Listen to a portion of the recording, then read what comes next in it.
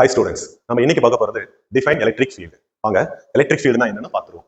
சரி, இதுக்காக நான் ஃபர்ஸ்ட் என்ன பண்ண போறேன் அப்படின்னா ஒரு சார்ஜ் எடுத்துக்க போறேன். ஆக்சுவலா இந்த சார்ஜுக்கு சோர்ஸ் சார்ஜ் அப்படின்னு பேரு. இந்த சோர்ஸ் சார்ஜை ஏர் ஆர் வேக்கம் ஸ்பேஸ்ல நான் ஒரு இடத்துல எடுத்துக்கிட்டேன். ஏர் ஆர் வேக்கம் ஸ்பேஸ்ல ஒரு பாயிண்ட்ல நம்ம எடுத்தாச்சு. ரைட், இப்போ இந்த சார்ஜ் எப்படி வச்சிருக்கேன்னா நான் ரெஸ்ட்ல வச்சிருக்கேன்.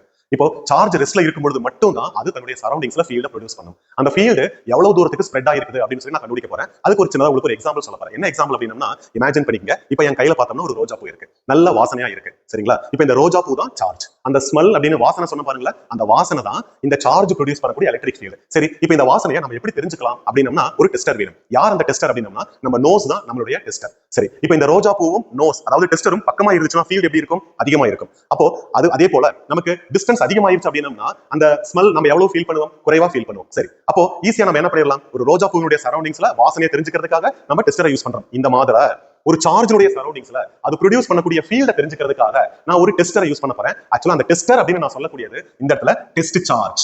டெஸ்ட் சார்ஜ் ஆக்சுவலா டெஸ்ட் சார்ஜ் சிம்பல் வந்து Q0. இதோட வேல்யூ எப்பவுமே எவ்வளவுதான் இருக்கும் அப்படின்னா +1 கூலும் இருக்கும். ஆக்சுவலா அது எப்படி சொல்லலாம்னா யூனிட் பாசிட்டிவ் சார்ஜ். டெஸ்ட் சார்ஜுக்கு யூனிட் பாசிட்டிவ் சார்ஜ் அப்படின்னு இன்னொரு பேர் இருக்கு. சரி, இப்போ இந்த டெஸ்ட் சார்ஜ் நான் என்ன பண்றேன்னா இந்த சார்ஜுடைய சரௌண்டிங்ஸ்ல எந்த சைடுல இருந்து வேணாலும் நான் கொண்டு வர போறேன். பாருங்க, இந்த டெஸ்ட் சார்ஜ் நான் இங்கிருந்து கொண்டு வந்துட்டு இருக்க போறேன். இங்கிருந்து கொண்டு வரும்பொழுது பாருங்க, இந்த இடத்துல வரும்பொழுது இதனுடைய ஃபோர்ஸை இந்த டெஸ்ட் சார்ஜ் ஃபீல் பண்ணுது.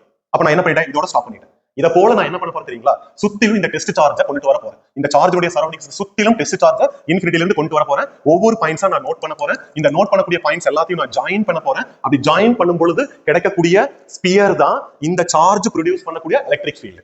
சரிங்களா? ஆனா இப்ப நம்ம என்ன கொஸ்டின் சொல்லப்பட்டிருக்குதுன்னா டிஃபைன் எலக்ட்ரிக் ஃபீல்டு. அதை தான் நான் கண்டுபிடிக்கணும். அதுக்காக நான் என்ன பண்ண போறேன் தெரியுங்களா? இந்த டெஸ்ட் சார்ஜை இந்த ரேஞ்சுக்கு உள்ள ஒரு இடத்துல கொண்டு வந்து வைக்க போறேன். சரிங்களா? இந்த இடத்துல நான் பிளேஸ் பண்ணியாச்சு. ஏதோ ஒரு இடத்துல பிளேஸ் பண்ணா போதும். இப்ப இந்த இடத்துல வைக்கும் பொழுது இந்த சார்ஜ், இந்த சோர்ஸ் சார்ஜ் இந்த டெஸ்ட் சார்ஜ் மேல எவ்வளவு ஃபோர்ஸ் கொடுக்குது?